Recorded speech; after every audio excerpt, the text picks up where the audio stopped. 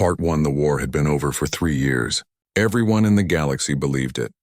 The Vorash, those terrible creatures that ate entire worlds, were locked away behind a giant energy wall. The Galactic Council had built the wall around Vorash space, and their best scientists promised it would hold forever. Billions of people across hundreds of planets finally felt safe again. Commander Kelrick stood on the bridge of his warship, the Eternal Vigil. He was a Thalorian, tall and covered in blue armor-like skin. His 4 eyes watched the screens that showed the energy wall was working perfectly. Everything looked good. Everything was safe. His communications officer, Prin, suddenly spoke up. Her voice carried worry. "Commander, we have a problem. There is a ship coming toward the wall." Kelrick's turned fast. "What kind of ship?" "Small, very small. Only one person inside. The design does not match anything in our database. This made no sense. The area around the wall was forbidden. Everyone knew that. Try to contact them. Tell them to turn around." Prin tried every communication method they had. Nothing worked. The strange ship kept coming. "Sir, they are not answering." "The ship looks very old. It uses chemical fuel for engines." Kelrick felt cold fear touch his heart. Chemical fuel meant primitive technology. What kind of fool would fly such a ship into a war zone? "Show me the ship." The main screen changed. It showed a small spacecraft that looked like it had been in many fights. The hull was burned and dented. Weapons stuck out from the sides like old Earth cannons. Smoke came from the back engines. The ship looked like it might fall apart at any moment. "Is that thing actually flying?" his weapons officer asked. He could not believe what he saw. "Apparently, yes," Kelrick said quietly. He watched the ship come closer to the energy wall. "Keep trying to contact them. I need to know who is crazy enough to come here." Inside the small ship, a man named Jake Morrison sat in the pilot seat. His hands moved across the controls with confidence. He had flown through worse situations before. Lights flashed red all around him. Alarms beeped and screamed. The ship shook like it wanted to break apart. Jake ignored all of it, his radio filled with voices speaking languages he did not understand. The translation computer he had built from stolen alien parts tried to make sense of the words. It failed. The voices became gibberish.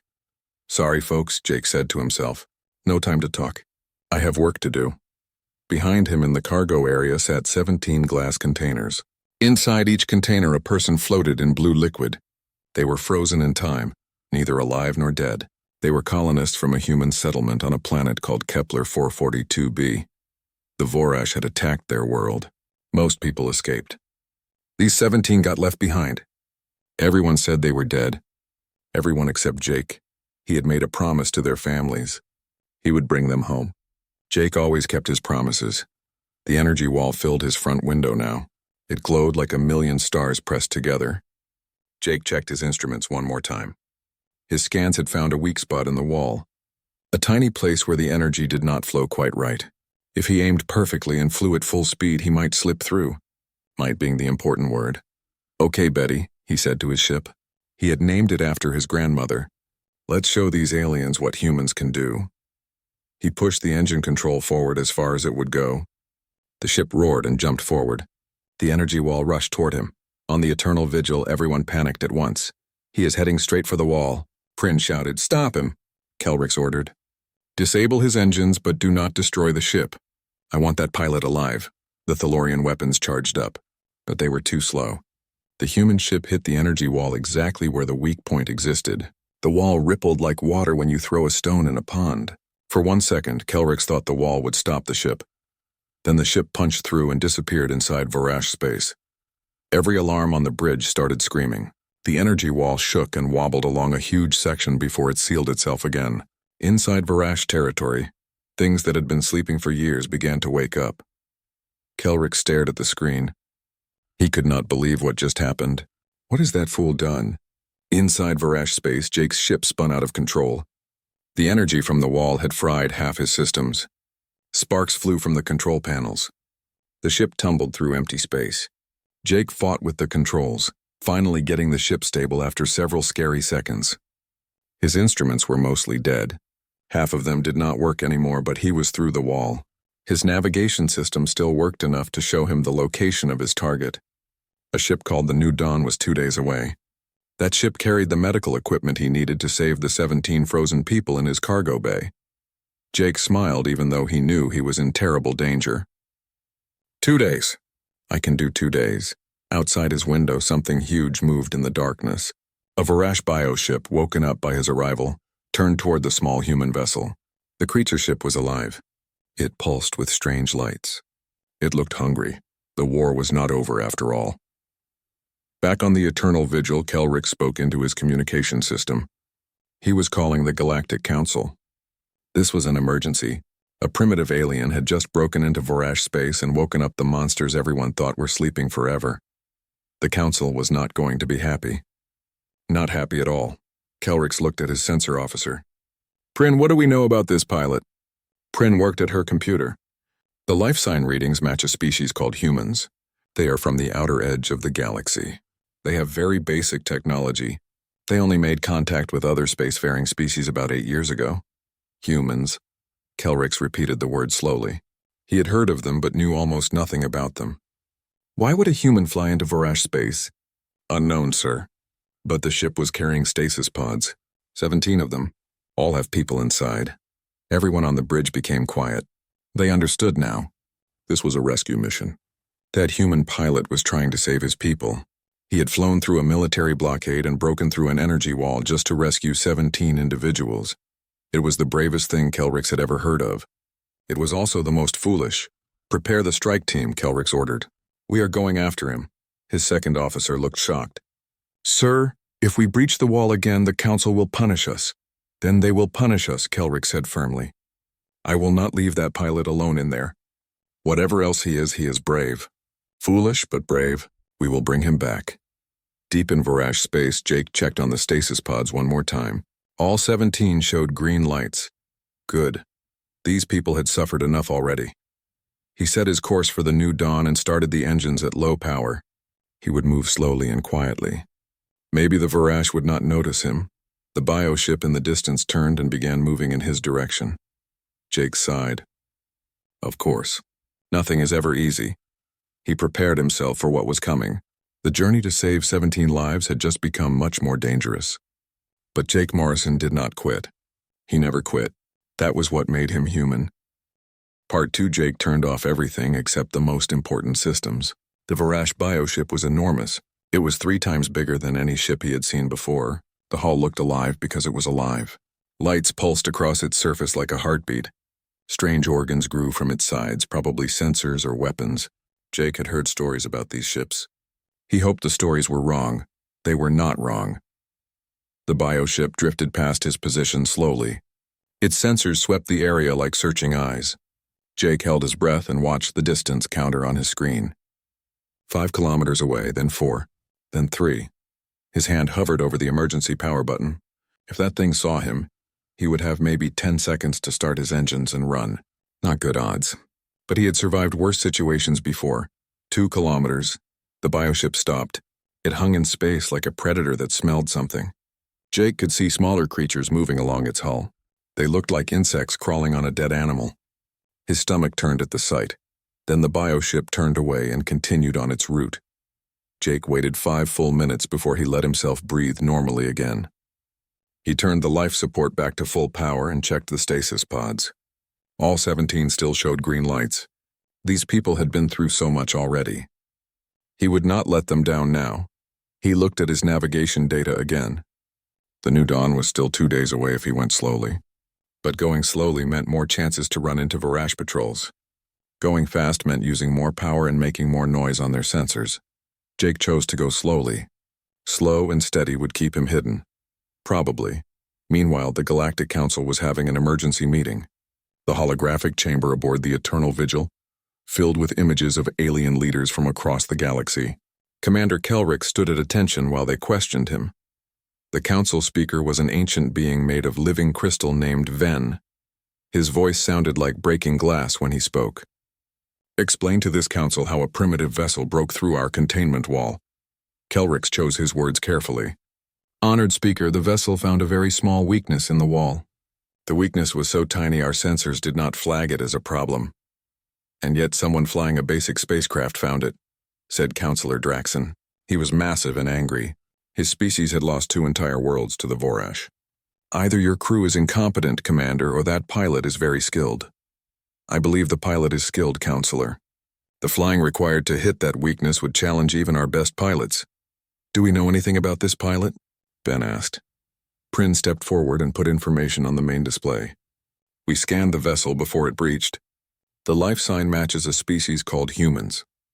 They are not registered with the Council. Our records show they made first contact with a Thalorian merchant ship about 8 years ago. Humans, Ven repeated. He accessed the database. A species from the Outer Rim. Limited technology. No formal diplomatic relations. Why would a human deliberately enter Vorash space? Unknown, Honored Speaker. But we found something in our scans. The vessel was carrying stasis pods. 17 of them. All occupied. The chamber fell silent. Everyone understood what that meant. Counselor Mira spoke softly. She was a Selenite known for her compassion. A rescue mission. That pilot is trying to save his people. By dooming us all, Draxon growled. Every sensor shows the Vorash are waking up. They have been dormant for 3 years. Now they are moving again. Ven's crystal body flickered with worry. Commander Kelrix, what is the status of the containment wall? Stable, Honored Speaker. The breach sealed itself within seconds. But Counselor Draxon is correct. We detect movement throughout Vorash space. Bioships that have been sleeping are now powering up. Then we must find this human before his presence causes a full Vorash awakening, Ven declared. Commander, take a strike team through the containment wall. Find this pilot. Bring him back alive or dead. Destroy any Vorash vessels you encounter, Kelrick saluted. It will be done, Honored Speaker. After the council meeting ended, Counselor Mira's image stayed behind. Commander, a private word. Once they were alone, Mira's expression softened. If you find this human alive, show mercy. Someone willing to face the Vorash alone to save 17 people is either insane or possesses incredible courage. I will remember that, Counselor.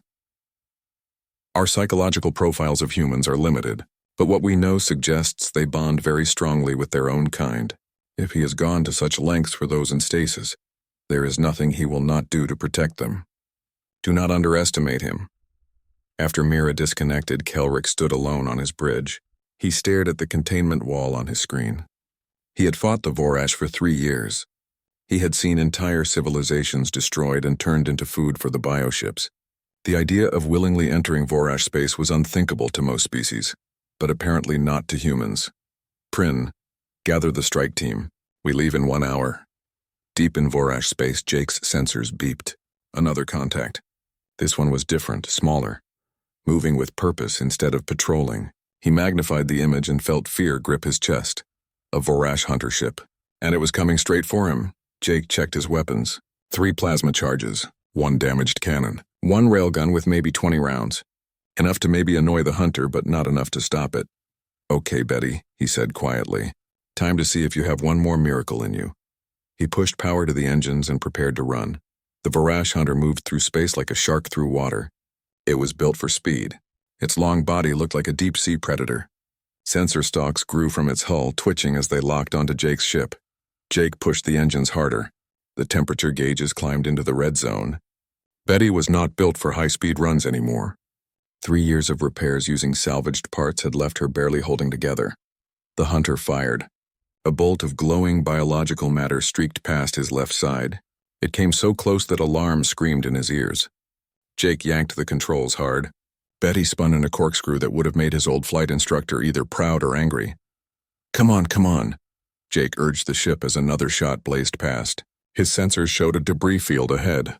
Old wrecks from the war floated in space. If he could reach it, he might lose the hunter in the wreckage. The hunter fired again. This time, the shot hit his right stabilizer. Betty lurched hard to the right. Alarms blared. Hull integrity warnings flashed on every screen. Jake compensated, but the ship responded slowly. Another hit like that would kill him. He armed the plasma charges and set them to detonate by remote control. Then he diverted all available power to the engines. Life support dimmed. Temperature controls shut down. The lights flickered. But Betty surged forward with one last burst of speed. The debris field loomed ahead, a graveyard of ships from many species. Destroyed hulls tumbled slowly through space. Their broken frames cast strange shadows.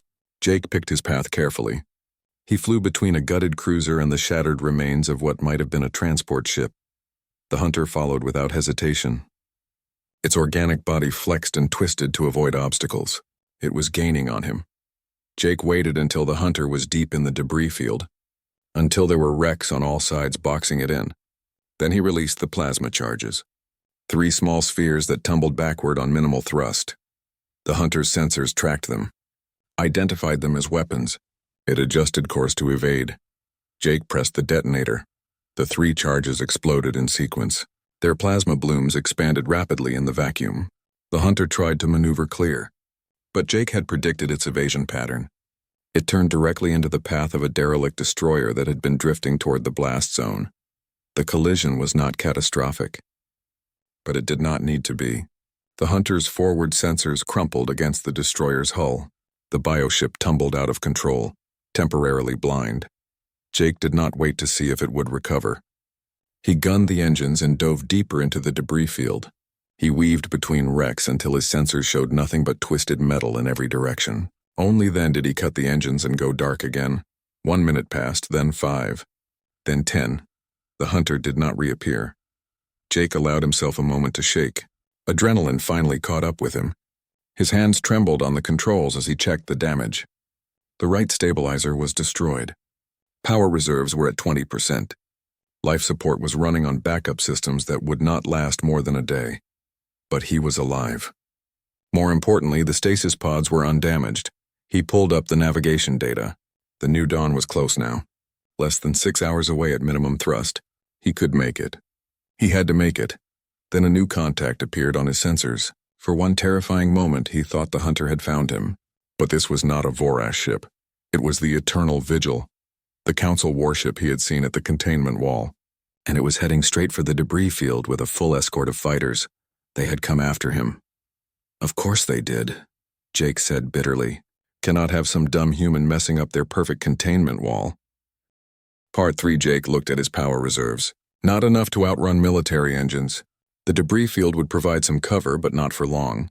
These aliens had sensors that made his equipment look like toys made by children. He had 3 choices: surrender, run, or hide. Surrendering meant abandoning the mission and letting 17 people die. Running meant getting caught within the hour. That left hiding. He studied the debris field, looking for anything that might shield him from sensors. Most of the wrecks were too small or too damaged.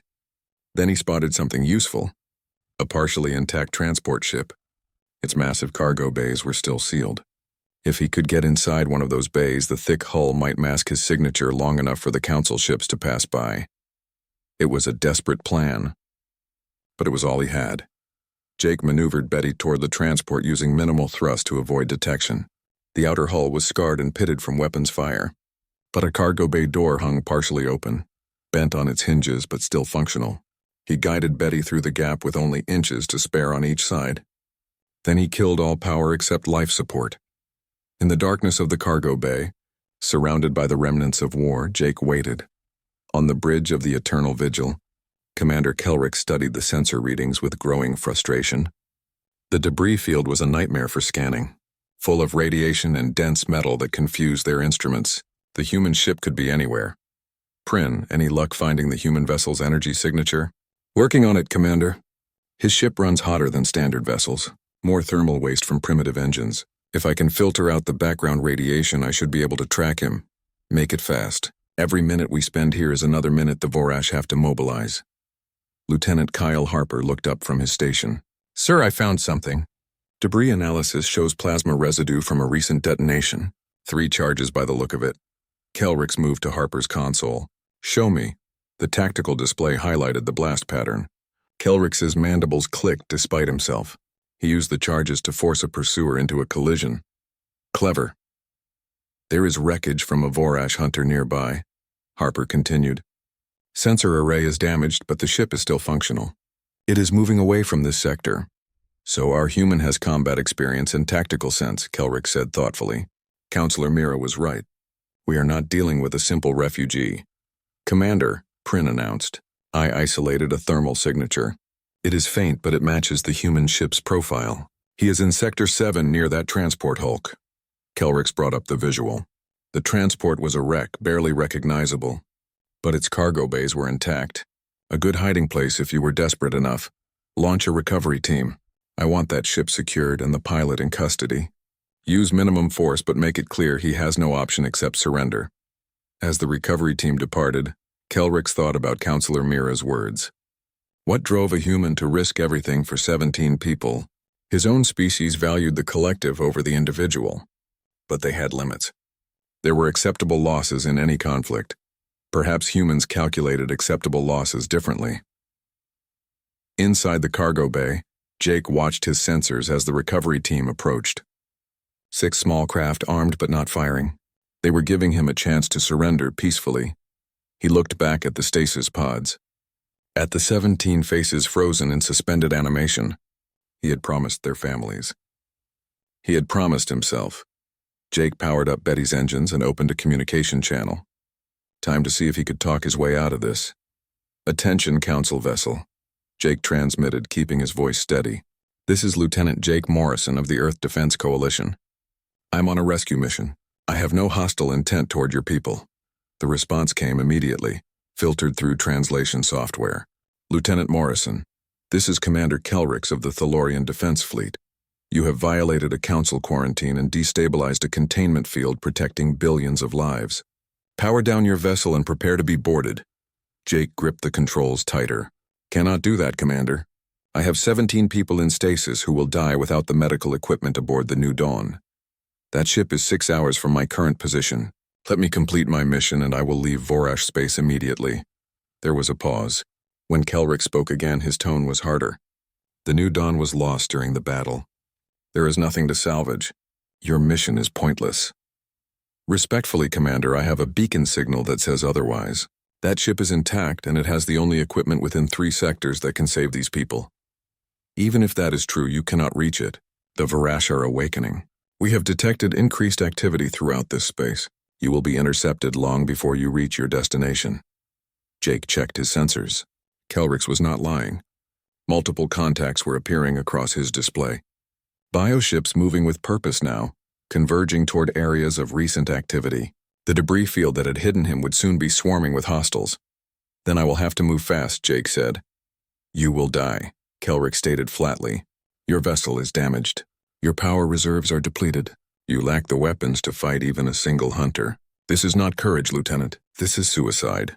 Maybe. But it is my choice to make. Another pause. Longer this time. Jake used the moment to run calculations. If he left the cargo bay now and pushed the engines to maximum, he might reach the New Dawn before the Vorash closed the net. Might. The odds were terrible, but they were not zero. Lieutenant Morrison, a new voice cut in. Female carrying authority. This is Counselor Mira of the Selenite delegation. I have been monitoring your situation. Tell me, why are these 17 individuals worth your life? Jake looked back at the stasis pods again. Because someone has to care, Counselor. These people were colonists. Families trying to build a new life on Kepler 442b. When the Vorash came through, they got caught in the crossfire. The fleet evacuated who they could. But these 17 were left behind, written off as losses because the resources needed to save them were too expensive, too risky. That is the reality of war, Lieutenant. Difficult choices must be made, I know. I have made plenty of them myself. But not this time. These people did not ask to be abandoned. They do not deserve to die because saving them is not convenient. You speak as though you know them personally. I do not. I never met any of them. But their families hired me. They pooled every credit they had to outfit this ship and get me here. I looked those families in the eyes and promised I would bring their people home. Jake's voice hardened. I keep my promises, Counselor. The communication went silent. Jake could picture the discussion happening aboard the Eternal Vigil. The debate over what to do with the stubborn human who would not see reason. Finally, Kelrix spoke again. Lieutenant Morrison, I am going to make you an offer. Surrender now. Allow us to take you and your passengers aboard the Eternal Vigil. I will personally petition the Council to authorize a recovery mission to the New Dawn for the medical equipment you need. How long would that take? Minimum 3 days to get Council approval. Another 2 to mount the expedition. Jake checked the pod status. They have maybe 4 weeks. But Council bureaucracy could easily stretch your 3 days into 3 weeks. I have seen it happen before. It is the best option you have. No, Commander. The best option I have is completing my mission now while I still can. He could hear frustration in Kelrix's response. You are being unreasonable. I am being human. There is a difference. Explain that difference to me, Lieutenant. From where I stand, it looks like prideful stubbornness that will get you and 17 others killed. Jake thought about that for a moment. My species has a saying, Commander. No one left behind. It is a military principle, but it is more than that. It is a philosophy. It means every person matters. We do not abandon our own just because the math does not work out. It means sometimes you take the crazy risk because it is the right thing to do, not the smart thing. That philosophy sounds inefficient. It is. It is also probably why humans survived as long as we have. We are too stubborn to know when we are beaten. There was a sound that might have been a laugh filtered through translation. I am beginning to understand why your species impressed the merchant convoy that first contacted you. Very well, Lieutenant Morrison. I have an alternative proposal. Jake tensed. I am listening. My strike team will escort you to the New Dawn. We will provide defensive cover while you retrieve the medical equipment. Once you have what you need, you surrender to our custody, and we all leave Vorash space together. You get your equipment. The Council gets answers about how you breached the containment field. Those 17 people in stasis get to live. Jake considered it. The offer was more than fair. With Council escorts, his chances jumped from near zero to actually possible. The only catch was surrendering afterward, but if he got the equipment, he could live with that. What is the catch, Commander? No catch. But I want your word, human to Thalorian, that you will honor the agreement. I am risking my career and possibly my life on the belief that your species values promises as much as you claim. And if I break my word, then I will have learned something important about humans. The Council will know not to trust future encounters. But I do not think you will break it, Lieutenant. Part 4, the journey to the New Dawn took 4 hours instead of 6. The Council escorts cleared a path through the increasingly active Vorash patrols. Jake watched in amazement as the Thalorian fighters moved with precision he had never seen before. Their weapons fired in coordinated bursts that disabled bioships without destroying them. Impressive flying, Jake transmitted to Kelrix. Standard tactical formation, the commander replied. Though I admit your piloting earlier was adequate for someone working with such primitive equipment. Jake grinned. Coming from Kelrix, that was probably high praise. The New Dawn appeared on sensors first as a faint energy signature. Then as a visual contact, the colony ship was massive, easily 10 times the size of Betty. Its hull was scarred but intact. One engine cluster was dark.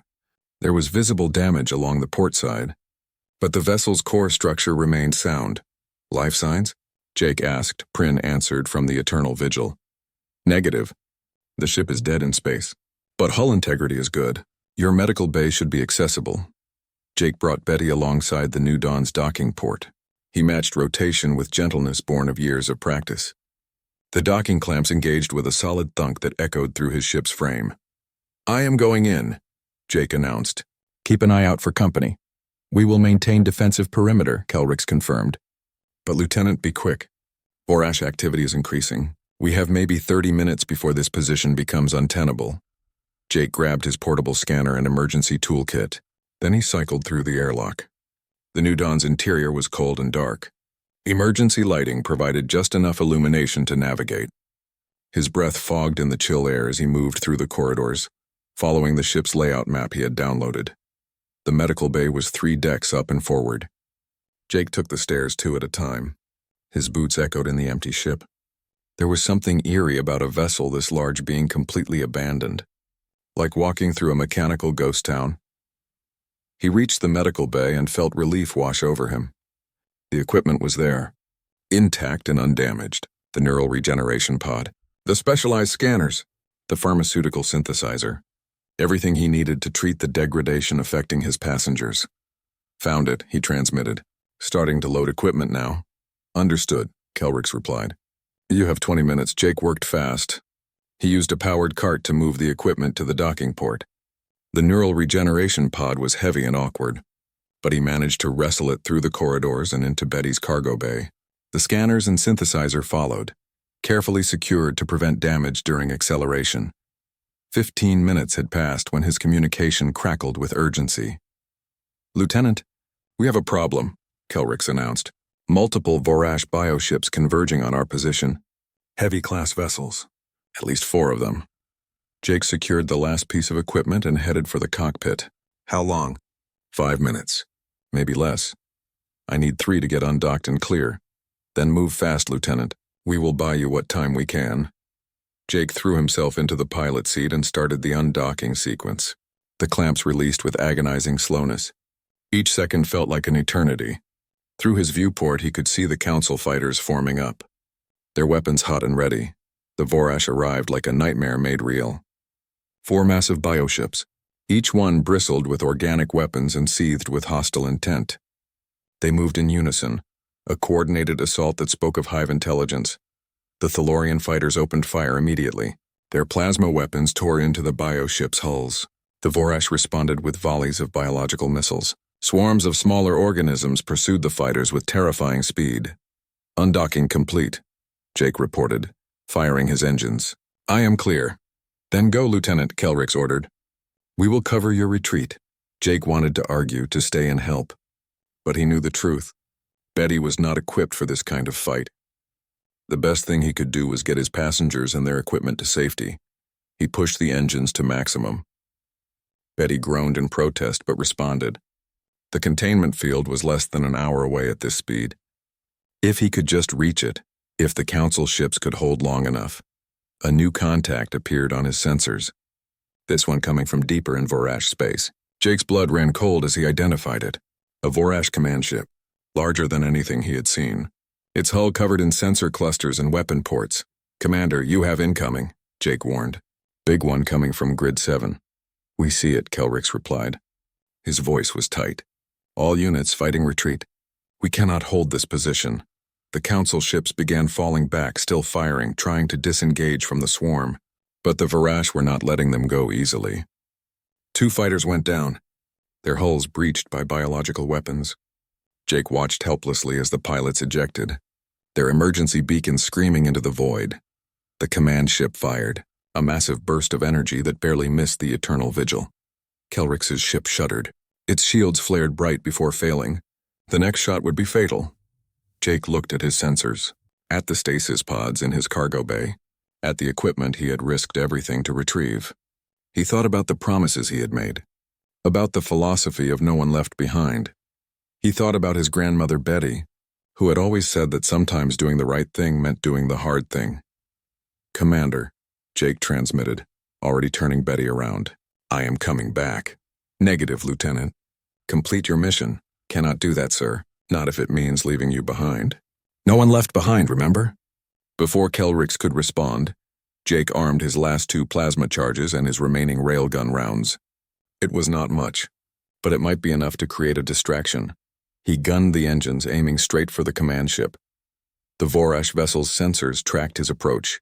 Targeting systems locked onto Betty's signature. Jake waited until the last possible second. Then he fired everything he had directly at the command ship's primary sensor cluster. The plasma charges hit first.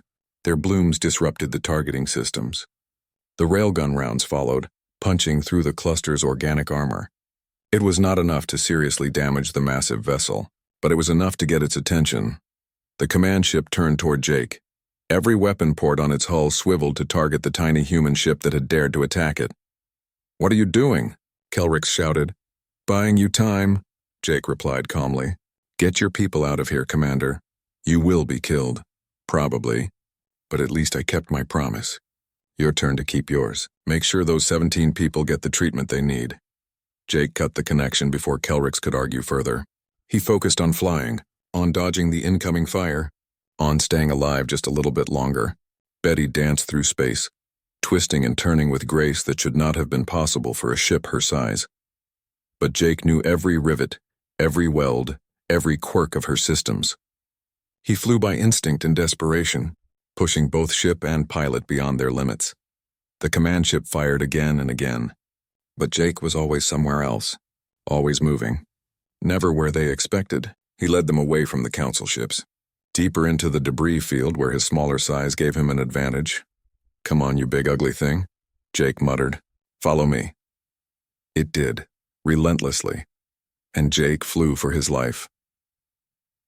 Back at the containment field, The Eternal Vigil and its surviving escorts made it through. Their hulls scorched but intact. Kelrick stood on his bridge watching the sensors. Jake's signal continued to ping from deep in Vorash space. "Commander," Prin said quietly. "He is still alive. For now," Kelrick replied. "But he will not last much longer. Not against that command ship. Sir, we have to go back for him." Kelrick looked at his crew, at the expectant faces of people who had seen a human risk everything to save strangers, who had watched that same human turn back to save them when he could have escaped to safety. He thought about the philosophy Jake had described, about no one left behind, about the idea that every person mattered regardless of the math. "Prin," Kelrick said slowly, "how long would it take to recalibrate the containment field to allow a controlled breach?" 2 minutes, maybe less if I cut some corners. Do it. Weapons, prep all remaining fighters for immediate launch. We are going back in. Commander, Lieutenant Harper warned. If we breach the field again, the Council will punish us severely. Kelrick's mandibles clicked in what might have been a smile. Then we will give them a good reason to let us keep our positions. That human showed us what it means to refuse acceptable losses. Time we returned the favor. Deep in the debris field, Jake's luck was finally running out. Betty's engines were overheating. His maneuvering thrusters were nearly empty. The command ship had adapted to his tactics. The next hit would probably be the last. He thought about his grandmother, about the 17 people in stasis, about whether he had done enough to count as keeping his promises. Then his sensors lit up with new contacts, Council ships streaming through a breach in the containment field. Weapons hot and engines blazing. Kelrick's voice filled his cockpit. "Hold on, Lieutenant. Cavalry has arrived." Part 5. The Thalorian fighters swarmed the command ship like angry insects. Their coordinated assault overwhelmed its defenses.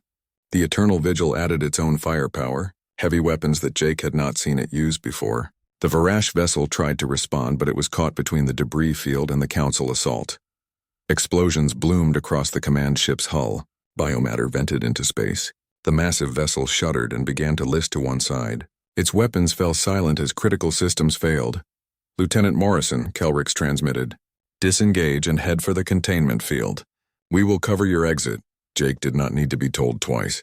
He turned Betty toward the field and pushed the failing engines one more time. Behind him, the Council ships fought with a ferocity that matched his own desperate courage earlier. Betty's engine temperature climbed past every safe limit. Warning lights flashed red across the entire control panel. The ship shook like it wanted to tear itself apart, but she kept going. Good old Betty, named after a grandmother who never quit, never gave up. Jake watched the containment field grow larger on his screen. So close now. Just a little further. One of Betty's engines sputtered and died. The ship lurched to the side. Jake compensated with the remaining engine, fighting to keep his trajectory stable. Alarm screamed in his ears.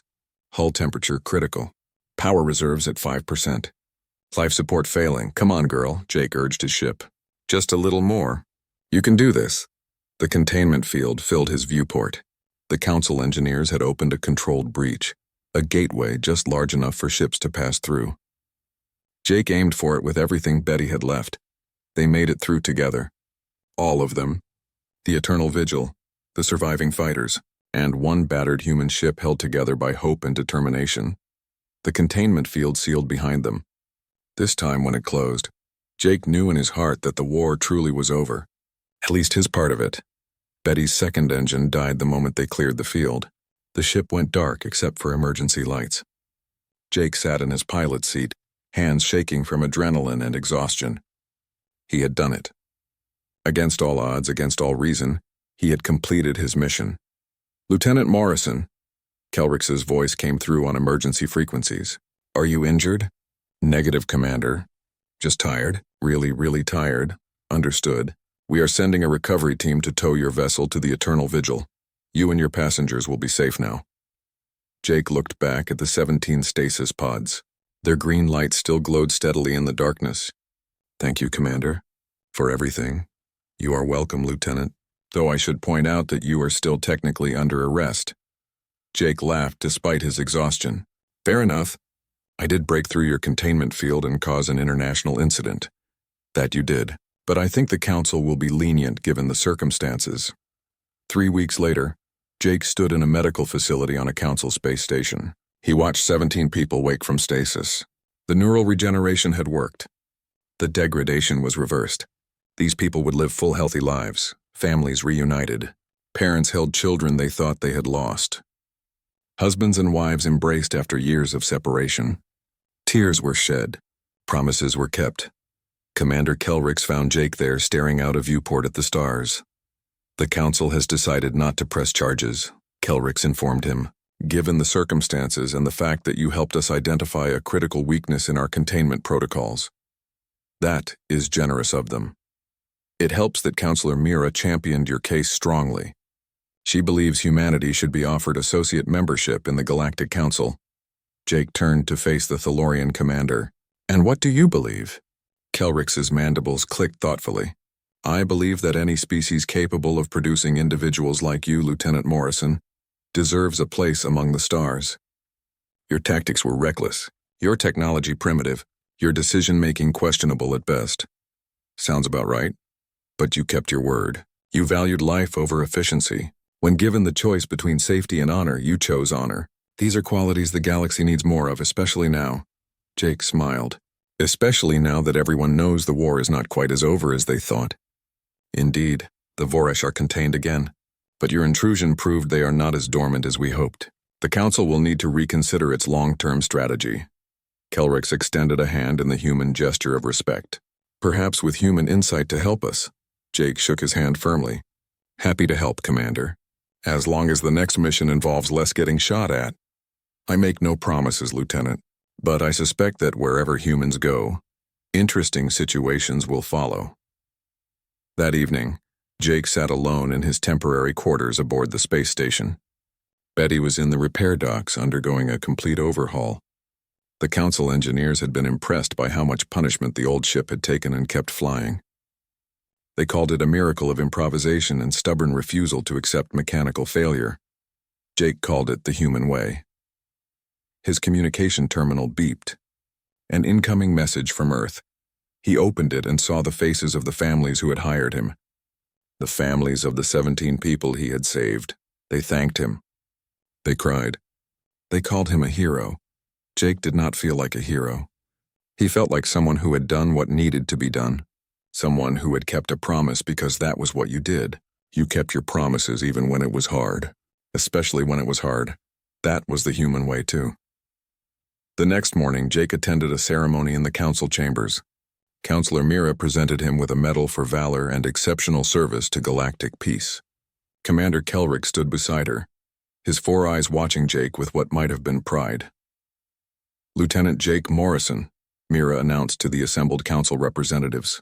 You have shown us something we had forgotten in our long war with the Voresh. You reminded us that every life matters. That courage is not about having the best weapons or the strongest ships. It is about refusing to accept the unacceptable. About doing what is right even when the odds say you should not. The council members, representing dozens of species from across the galaxy, rose to their feet. They applauded in their various ways. Some clapped. Some clicked mandibles. Some pulsed with light. Some made sounds Jake did not have words for. He stood there feeling uncomfortable and proud at the same time. He had not done this for glory or recognition. He had done it because 17 people needed help, and no one else was going to provide it. But if his actions helped other species understand the value of individual life, if it made them reconsider how they calculated acceptable losses, then maybe some good had come from his crazy mission. After the ceremony, Jake walked through the space station's observation deck. Kelrix joined him there, looking out at the stars. What will you do now, Lieutenant? The commander asked. Go home, I think. See Earth again. Spend some time with people who do not want to kill me or arrest me. And after that? Jake smiled. I hear the council is looking for human advisors. People who can provide perspective on situations that require unconventional thinking. The position would be dangerous. You would be sent to places where normal diplomacy has failed. Places where someone with your particular talents might make a difference. Sounds perfect. I was never very good at normal anyway. Kelrix's mandibles clicked in amusement. No, I do not suppose you were. Very well, Lieutenant Morrison. When you are ready to return, contact me directly. I will ensure you are assigned to interesting missions. Interesting is code for dangerous, is it not? Almost certainly. Good. I would not want to get bored. They stood together in comfortable silence, human and alien, looking out at the vast galaxy spread before them. A galaxy that had been at war for so long, many had forgotten what peace looked like. A galaxy that was slowly learning that sometimes the smallest actions by the most unlikely people could change everything. Jake thought about his grandmother Betty one more time. She had taught him that stubbornness was not always a bad trait, that sometimes you had to ignore the odds and just do what felt right in your heart, that keeping your promises mattered more than being smart or safe. She would have been proud of him. Probably would have yelled at him for being reckless, but proud underneath the yelling. "Hey, Commander," Jake said quietly.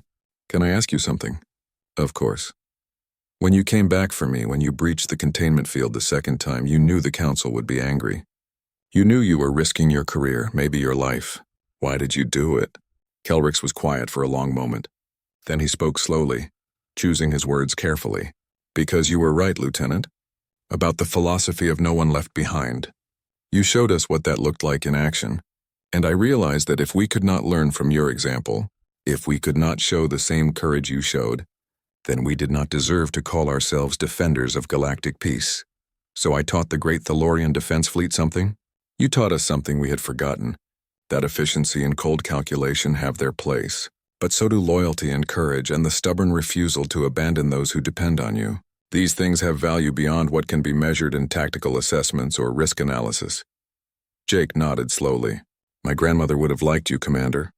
The one you named your ship after?" Part 6 months after the incident at the containment field, Jake Morrison found himself back in space. But this time he was not flying Betty. His old ship was in a museum on the Council homeworld, placed there as a symbol of human determination and courage. The plaque beneath it read, "The ship that changed everything," in 12 different languages. Jake missed her. But his new assignment required something more reliable than a vessel held together by hope and spare parts. The Council had given him a small diplomatic cruiser, fast and well-armed. He had named it Betty 2. Some things you did not change. His current mission took him to the border regions between Council space and the territories of a species called the Zephyrim. The Zephyrim were isolationists who had refused all contact with the Galactic Council for the past 2 decades. But now something had changed. They had sent a distress signal. Then they had gone silent again. The Council had debated for weeks about how to respond. Some wanted to ignore it. The Zephyrim had made their feelings about outside contact very clear. Others argued that ignoring a distress signal violated the fundamental principles of civilization. Counselor Mira had suggested sending Jake. One human. One ship, a small presence that would not seem threatening. Someone who understood what it meant to help people even when the politics were complicated. Jake had accepted immediately. This was exactly the kind of interesting mission Kelrix had promised him. He brought Betty 2 out of faster-than-light travel at the edge of Zephyrim space. His sensors immediately picked up something wrong. Debris, lots of it. The remains of multiple Zephyrim vessels destroyed recently. Whatever had happened here, it had been violent.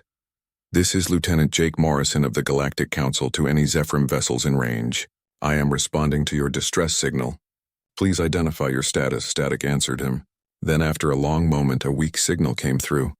The translation software struggled with the Zephyrim language but managed to produce something understandable. "Human vessel, you should not be here. It is not safe." "They are still in the system." "Who is still in the system?" "The Raiders. They came 3 days ago. They destroyed our defense fleet, took our people. We tried to fight, but our weapons were not enough." Jake felt his jaw tighten. Pirates or slavers, most likely. They targeted isolated species like the Zephyrim, who had no allies to call for help. "How many of your people did they take?" 43. "All from our research station on the 4th moon. Please, you must help them. We have no ships left capable of pursuit." Jake checked his navigation data. The 4th moon was 2 hours away at full speed. "I am on my way. Can you send me the Raiders' last known heading?" "Sending now." "But human, there are 3 Raider ships. Large ones. You cannot fight them alone." "Let me worry about that. Just send the data." The information came through. Jake plotted an intercept course. The Raiders were heading for the edge of the system, probably planning to jump to faster than light once they were clear of the gravity wells. He had maybe 3 hours before they escaped. He opened a priority channel to the Eternal Vigil. Kelrix's face appeared on his screen after a moment. Lieutenant Morrison, I was not expecting to hear from you so soon. Change of plans, Commander. I have a situation. Zephyrim civilians taken by raiders. 3 hostile vessels. I am in pursuit, but I could use backup. Kelrix's mandibles clicked in what Jake now recognized as concern. The Eternal Vigil is 4 days away from your position at best speed. I can dispatch a rapid response team, but they would not arrive for at least 2 days. The raiders will be gone in 3 hours. Then you cannot engage them, Lieutenant. 3 ships against 1, even with your council cruiser, is suicide. Jake thought about 43 Zephyrim researchers being taken to who knows where, sold into slavery or worse. He thought about his philosophy. About no one left behind. I have to try, Commander. Lieutenant Morrison, I am ordering you to wait for backup. That is not a request. With respect, Commander, you are not my commanding officer. I am a civilian consultant to the Council. I make my own tactical decisions. There was a long silence. Then Kelrix spoke again, his tone different. Not angry, just resigned. You are going to do this regardless of what I say, are you not? Yes, sir, I am. Then at least promise me you will not do anything unnecessarily reckless. Be smart about this. I promise to be as smart as the situation allows. That is not reassuring. Lieutenant, it is the best I can offer. Commander. Jake cut the connection before Kelrix could argue further. He pushed Betty 2 to full speed, racing across the Zephyrim system. His mind worked through tactical options. 3 ships. He had limited weapons. Element of surprise would be his only real advantage. The raiders came into sensor range 40 minutes later. Just as the Zephyrim had said, 3 large vessels. They looked like modified cargo haulers bristling with added weapons and armor. Definitely not military grade, but more than enough to handle a single council cruiser in a straight fight. Jake studied their formation. They were flying in a loose triangle. The captured Zephyrim researchers probably held in the cargo bays of the lead ship. The 2 escort vessels flanked it, providing protection. He could not attack the lead ship directly without risking the hostages. But maybe he did not need to. Jake powered down all non-essential systems. He adjusted his trajectory to bring him in behind the raiders at a steep angle, using the system's asteroid belt for cover. Betty 2 was much smaller than the raider ships. If he was careful, he might get close before they noticed him. The key was making them think he was more dangerous than he actually was. Jake armed his weapons. 2 plasma cannons, 1 missile launcher with 6 missiles, some electronic warfare systems. Not much, but it would have to be enough. He waited until he was within range of the trailing escort ship. Then he fired both plasma cannons and 2 missiles simultaneously, targeting the escort's engine section. The shots hit before the raiders even knew he was there. The escort's engines exploded in a brilliant flash. The ship went dark and began to tumble out of formation. The other 2 raider ships reacted immediately. The second escort turned to engage while the lead ship accelerated, trying to get away with its cargo. Jake had expected this. He ignored the escort turning to face him and burned his engines at maximum. Racing after the lead ship, the escort fired at him, but Jake was already weaving through the asteroid field, using the rocks for cover. His communication system crackled. The raiders were hailing him. The translation software turned their language into gruff but understandable words. Council ship, break off your attack. We have hostages. If you continue pursuit, we will start executing them. Jake opened a channel. This is Lieutenant Morrison of the Galactic Council. Release the Zephyrim civilians and I will allow you to leave this system. That is your only warning, harsh laughter answered him. 1 small ship against 2? You are in no position to make threats, Council dog. Turn back now or watch these people die. Jake did not turn back. He pushed Betty 2 harder, slowly closing the distance. The lead raider ship was fast, but it was also massive and sluggish. His cruiser had better maneuverability. The escort ship was gaining on him from behind. Its weapons fired energy bolts sizzling past his hull. Jake jinked and dodged, making himself a difficult target. He needed to change the situation. He needed to make the raiders understand they had no good options. Listen to me carefully, Jake transmitted. I am going to destroy your engines. Not your hull, not your life support, just your engines. You will be stranded here until Zephyrim recovery teams arrive. They will not be gentle with you after what you did to their people. So I am giving you 1 chance. Release the hostages now, take your escape pods, and maybe you survive this. More laughter. You cannot catch us, human. We will be in faster than light in 5 minutes. You sure about that? Jake launched his remaining 4 missiles. But he did not aim them at the raiders. He aimed them at the massive asteroid directly in the lead ship's flight path. The missiles impacted the asteroid in sequence, breaking it apart. Thousands of chunks of rock suddenly filled the space ahead of the raider vessel. The lead ship tried to maneuver around the debris field, but it was too big, too slow. Asteroids smashed into its hull and shields. Nothing catastrophic, but enough to slow it down significantly. Jake used the distraction to swing around behind the pursuing escort ship. He fired both plasma cannons at point-blank range, targeting its weapon arrays. The escort's guns went silent, blown off in the attack. Now it was just him and the lead ship. And the lead ship's engines were damaged from asteroid impacts. Last chance, Jake transmitted. Release the hostages. The raider captain's voice had lost its confident tone. You are insane. You fired missiles at an asteroid. You could have killed us all, including your precious hostages. But I did not. I knew exactly where those rocks would go. Now the hostages. I am done asking nicely. There was a long pause. Then the raider captain spoke again, this time with resignation. Understood, council ship. We are releasing the hostages. Transferring them to escape pods now. Smart choice. Any tricks and I will reconsider my mercy. 20 minutes later, 43 Zephyrim researchers floated in escape pods, safe and alive. The raider ships limped away at sublight speed, their faster-than-light drives disabled by their own captain to show compliance.